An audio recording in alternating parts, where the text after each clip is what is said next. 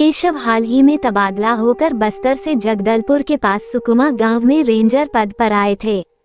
जगदलपुर के भीतरी इलाके नक्सलवादियों के गढ़ हैं, इसलिए केशव अपनी पत्नी करुणा और दोनों बच्चों को यहाँ नहीं लाना चाह रहे थे।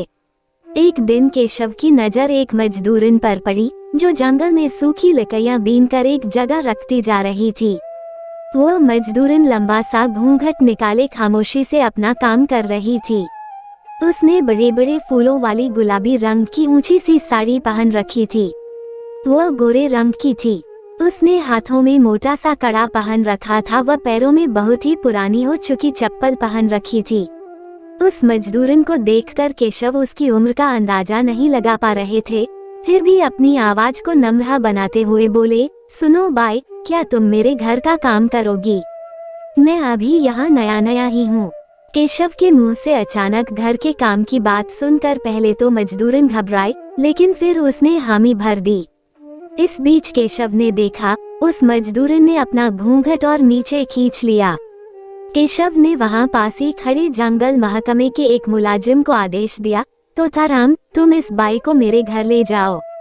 तोताराम केशव की बात सुनकर एक अजीब सी हंसी हंसा और सिर झुकाकर बोला, जी साहब। केशव उसकी इस हंसी का मतलब समझ नहीं सके। तोताराम ने तुरंत मजदूरन की तरफ मुड़कर कहा, चल गेंदा, तुझे साहब का घर दिखा दूं। केशव ने उस मजदूरन के लंबे घूंघट पर ध्यान दिए बिना ही उससे पूछा, तुम हमारे घर के सभी काम कर लोगी ना, जैसे कपड़े धोना, बर्तन मांजना, घर की साफ सफाई वगैरह? मैं यहाँ अकेला ही रहता हूँ। इस पर गेंदा ने धीरे से जवाब दिया, जी साहब, आप जो भी काम कहेंगे मैं कर दूंगी। जब से गेंदा आई थी केशव को बड़ा आराम हो गया था, लेकिन 8-10 दिन बाद ही केशव ने महसूस किया कि गेंदा के आने के बाद से जंगल महकमे के मुलाजिम और पास के क्वार्टर में रहने वाले लोग उन्हें देखकर हंसी उड़ाने वाले अंदाज में मुस्कुराते थे। एक दिन दफ्तर से आकर चाय पीते हुए केशव गेंदा से बोले, तुम मेरे सामने क्यों घूंघट निकाले रहती हो? मेरे सामने तो मुंह खोल कर रहो। ये सुनकर गेंदा कुछ समय तक तो हैरान सी खड़ी रही और अपने पैर के अंगूठे से जमीन खुरचती रही। फिर गेंदा ने घूंघट उलट दिया। गेंदा का चेहरा देखते ही केशव की चीख निकल गई, क्योंकि गेंदा का चेहरा एक तरफ से बुरी तरह जला हुआ था, जिसके चलते वो बड़ी डरावनी लग रही थी। गेंदा फफक कर रो पड़ी और रोते रोते बोली, साहब, मैं इसलिए अपना चेहरा छिपा कर रखती हूँ ताकि मुझे देखकर कोई डरे नहीं। केशव ने गेंदा के चेहरे की तरफ देखते हुए पूछा, ये तुझे क्या हो गया है? तू कैसे इतनी बुरी तरह जल गई? तेरा रूप देखकर तो लगता है तू कभी बड़ी खूबसूरत रही होगी। प्रेम के 2 शब्द सुनकर गेंदा फिर से रो पड़ी और वापस घूंघट खींचकर उसने अपना चेहरा छिपा लिया और भरे गले से बोली, साहब, मैंने सोचा था कि घूंघट निकालकर आपका काम कर दिया करूंगी। मुझ गरीब को भी भरपेट भोजन मिल जाएगा, पर कल से नहीं आऊंगी। आप दूसरी महरी रख लेना। इतना कहकर वह जाने लगी तो केशव ने उसे रोककर कहा, गेंदा, मैं जानना चाहता हूँ कि तुम्हारे साथ क्या हुआ और तुम्हारे परिवार में कौन कौन है। मुझे पूरी बात सच सच बताओ। साहब, मैं आपसे कुछ नहीं छिपाऊंगी। मैंने बचपन से ही बहुत दुख सहे हैं। जब मैं 8 साल की थी तभी मेरे पिता की मौत हो गई थी। थोड़े दिन बाद मेरी माँ ने दूसरी शादी कर ली। मेरे सौतेले पिता बहुत ही गंदे थे। वे छोटी छोटी बात पर मुझे मारते थे। मेरी माँ मुझे बचाने आती तो पिता उसे भी पीट देते। सौतेले पिता मेरी माँ को तो रखना चाहते थे, पर मुझे नहीं। इसलिए मेरी माँ ने मेरी शादी करने की सोची। मैं बहुत ही खूबसूरत और गोरी थी, इसलिए जैसे ही मैं 10 साल की हुई, माँ ने मेरी शादी कर दी और मुझे ससुराल भेज दिया। मेरा पति मुझसे उम्र में 10 साल बड़ा था, ऊपर से दुनिया के सारे ऐब उसमें थे। मैं जब 13 साल की थी तभी मुझे एक बेटी हुई। बेटी होने से मेरा पति बहुत चिढ़ गया और मुझे दूसरे मर्दों के साथ सोने के लिए मजबूर करने लगा, ताकि उसकी नशे की जरूरत को मैं पूरा कर सकूं। पर इस गलत काम के लिए मैं तैयार नहीं थी, इसलिए मारपीट करके मुझे डराता धमकाता, लेकिन मैं इसके लिए तैयार नहीं हुई।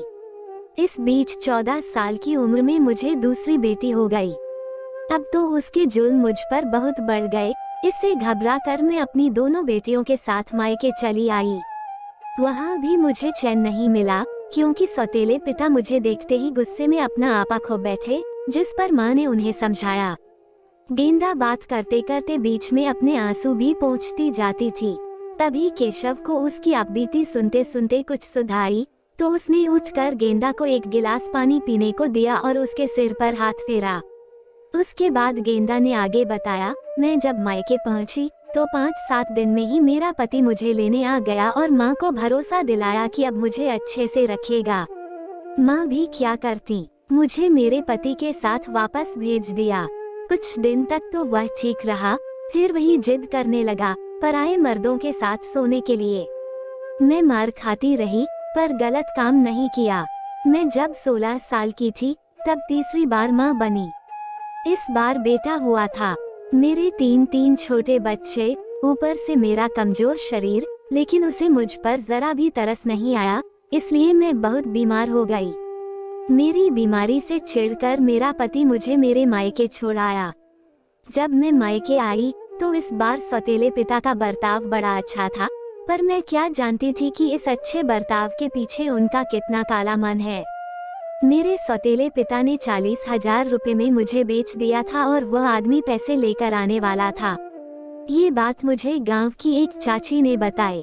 मेरे पास ज्यादा समय नहीं था, फिर भी मैं गांव की पुलिस चौकी पर गई और वहां जाकर थानेदार साहब को अपनी बीमारी के बारे में बताया और उनसे विनती की कि मेरी बेटियों को कहीं अनाथ आश्रम में रखवा दें।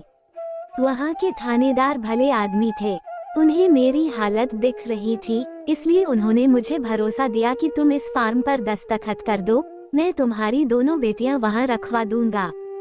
जब तुम्हें उनसे मिलना हो वहां जा सकती हो। अपनी दोनों बेटियां उन्हें सौंपकर मैं भागकर अपने पति के पास आ गई। मुझे देखकर मेरा पति बोला, आ गई मायके से, वहां तेरे आगे किसी ने 2 रोटी नहीं डाली। बेटियों के बारे में न उसने पूछा और न मैंने बताया।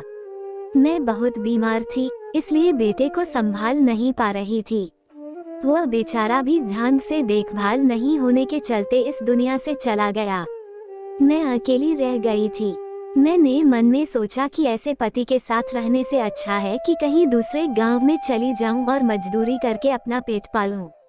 मेरे पति को पता नहीं कैसे मेरे घर छोड़ने की बात पता चल गई और उसने चूल्हे पर रखी गरम चाय गुस्से में मेरे चेहरे पर फेंक दी और मुझे एक ठोकर मारता हुआ बोला, अब निकल जा मेरे घर से। तेरा चेहरा ऐसा बिगाड़ दिया है मैंने कि कोई तेरी तरफ देखेगा भी नहीं। गरम चाय से मैं बुरी तरह जल गई थी। उसने मुझे घसीटते हुए धक्का मारकर बाहर कर दिया। मैं दर्द से बेहाल सरकारी अस्पताल में गई। वहाँ मेरी बुरी हालत देख डॉक्टर ने भर्ती कर लिया। जब मैं ठीक हुई तो पति का गांव छोड़कर इस गांव में रहने लगी, पर यहाँ भी मुझे चैन नहीं है। गांव के लफंगे कहते हैं कि हमें तेरे चेहरे से क्या मतलब, तू अपना घूंघट तो निकाल कर रखती है। जब मैंने सख्ती से दुत्कार दिया तो वे मुझे डायन कहकर बदनाम कर रहे हैं। गांव में किसी के भी यहाँ मौत होने पर मुझे ही इसका जिम्मेदार माना जाता है। केशव ने बड़े ही अपनेपन से कहा, गेंदा तुम कहीं नहीं जाओगी, तुम यहीं मेरे पास रहोगी। केशव के ये शब्द सुनकर गेंदा रोती हुई केशव के पैरों से लिपटकर बोली, साहब आप बहुत अच्छे हैं, मुझे बचा लो। इस गांव के लोग मुझे डायन कहते हैं। हो सकता है कि गांव के किसी ऊंची पहुंच वाले के यहाँ जवान मौत हो जाए तो ये मुझे मार ही डालेंगे। केशव ने कहा, गेंदा तुम डरो मत, तुम्हें कुछ नहीं होगा। धीरे धीरे गेंदा को केशव के घर में काम करते करते 1 साल बीत गया और सब कुछ ठीक ठाक सा चल रहा था। शायद तूफान से पहले की शांति जो केशव समझ नहीं पाए। एक दिन गेंदा काम पर नहीं आई तो केशव ने ज्यादा ध्यान नहीं दिया। सोचा बीमार होगी या बेटियों से मिलने चली गई होगी।